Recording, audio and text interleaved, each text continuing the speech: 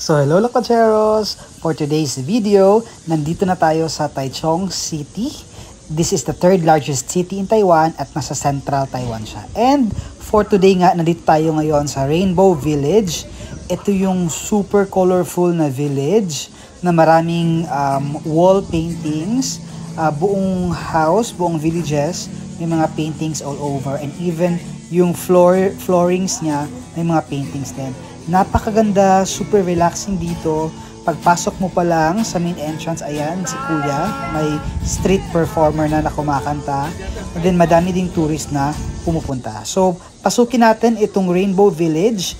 Malawak siya, isang buong village talaga na punong-puno ng paintings.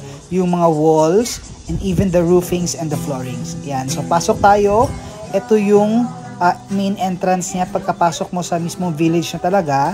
Yan, madaming mga paintings and colorful na mga designs sa walls and even sa floorings and sa roofings niya. Yan, so ito yung Rainbow Village. Dito lang yan sa Taichung City. It's located in central Taiwan, the third largest city in Taiwan.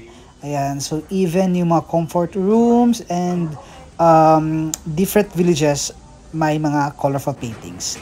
Ayan, so eto na nga, nandito tayo ngayon sa train station sa Taichung City and nadaanan namin itong Mr. Donut na very famous itong ring donut niya. So wala to sa Pinas kaya we decided na tikman namin. We choose the strawberry and the chocolate flavor.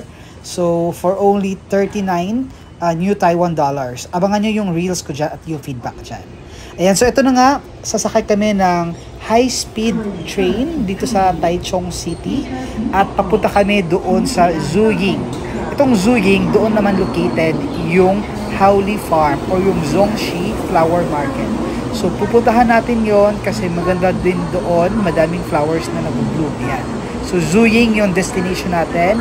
Yung pamasahe is nasa 2,000 New Taiwan dollars. So that's equivalent to around 1,700 pesos. Ayun na nga, ito na tayo sa Zongxi Flower Market at ito na yung water lilies. Hindi pa siya nag-bloom, kaya ganyan muna siya. Wow! Ito yung lavender sage na tinatawag nila.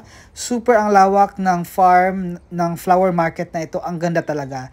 Ito naman may mga sunflowers. Full bloom na siya. Super ganda dito mag-picture taking, no? At saka mag-video all over the place. Ayan. So, ito naman, hindi ko alam kung ano to. So, comment down below, Lakwacheros, kung alam nyo kung anong kind of flower na to. Hindi ko siya alam. Hindi ako familiar, pero maganda siya. Another one, ito din, hindi din ako familiar.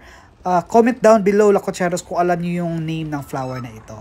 Ayan, so going back, ito na nga yung lavender sage na tinatawag nila. Ayan, super ganda dito. Walang off-season ng flowers dito. All year round, may flowers talaga. Ayan. And sabi nga nila, January to March, nandun yung tulips. But since lagpas na nga ng March, so hindi natin naabutan. But all in all, maganda pa din siya. And ito din, Lakwacheros, super ganda. Hindi ko alam kung anong name na to. Comment down below, Lakwacheros, kung anong name na to, kung alam nyo. And super nang-enjoy kami sa Zongxi Flower Market. Thank you and see you on my next videos. Bye-bye!